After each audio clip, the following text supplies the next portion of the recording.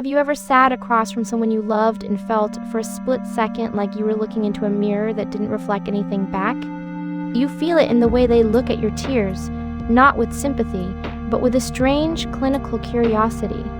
It's that chilling intuition that tells you there's something fundamentally off about their internal wiring.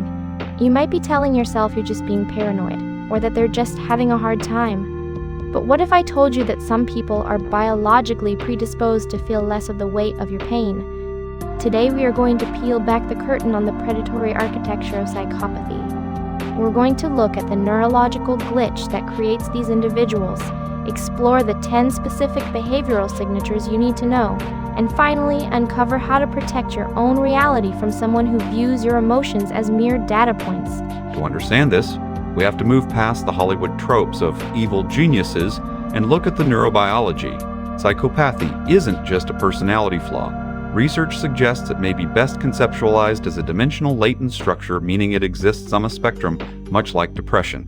Research suggests these individuals have an altered nervous system. While your brain lights up with distress when you see someone suffer, their amygdala, the brain's alarm system, often remains quiet. This is what psychologists call a callous manipulative interpersonal style. While research continues into the genetic components of these traits, we know it involves complex neurobiological pathways. Essentially, their neurological makeup makes it incredibly difficult for them to process the emotional why that drives shared human experience. That's the terrifying part for you. It means when you cry out to them for understanding, you are essentially asking a person with a diminished capacity for empathy to tell you why your house is on fire. They may not be choosing not to care. Their neurological makeup makes it incredibly difficult for them to process the emotional why. Because of this biological reality, we can identify 10 distinct signs. Let's start at the highest level, the perfect performance. A high-functioning psychopath often seeks out positions of power or status. They don't want to be villains, they want to be successful. They use their immunity to stress and high self-confidence to climb hierarchies faster than anyone else because they aren't hindered by the friction of guilt. Sign number 2 is manufactured love, also known as love bombing. They will mirror your deepest desires back to you with terrifying precision. They don't fall in love with you, they're auditioning you for a role in their life script. It feels like a soulmate connection because it is a connection. It's just a predatory one. And then, as quickly as that warmth appeared, it vanishes. This is where the demand for perfection kicks in. Once they have you, the manufactured love evaporates, replaced by a chilling expectation of absolute loyalty and total submission to their shifting standards. Sign number 3 is the gaslighting pivot. Because they lack internal empathy, they view your reactions as obstacles to be managed.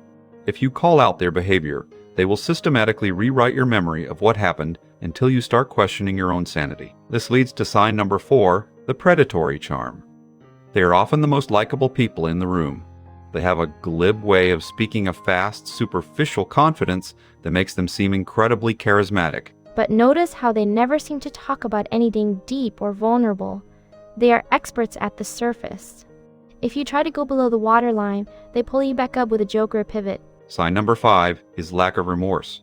This is the bedrock of the dark triad.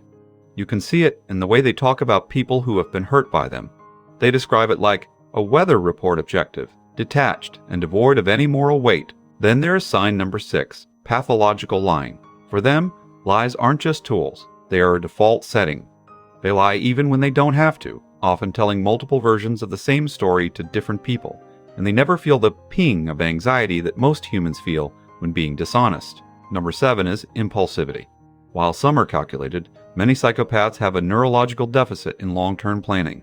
They might blow through your savings, quit a job suddenly, or engage in risky behaviors just to feel the chemical spike of the now. Sign number 8 is parasitic lifestyle.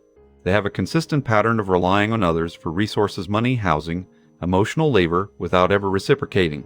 They see you as a utility, not a partner. Number 9 is superficial affect. This is the dead look people talk about.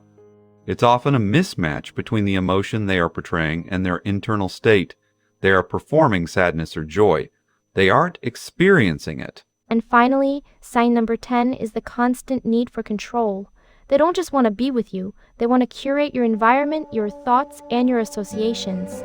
If you find yourself constantly walking on eggshells, trying to decode their moods like a secret language, listen to me. You are being asked to do the emotional labor for two people.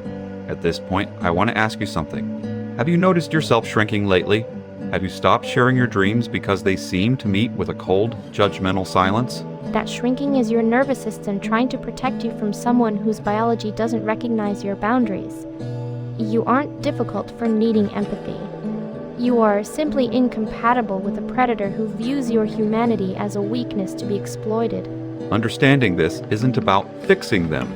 Research shows that psychopathy is notoriously resistant to traditional therapy because the motivation to change the very thing therapy requires is often missing. They don't want to be better, they want more power. The path forward for you starts with the hardest truth of all. You cannot love someone into having a conscience. You cannot see them into feeling your pain. You have to stop looking for the good version of them that only existed during the love bombing phase. That person was a mask. The coldness you feel now is the reality. You are allowed to walk away from a ghost. You are allowed to choose your own safety over their approval. You aren't losing a soulmate, you are escaping a performance. And for the first time in a long time, you can finally breathe.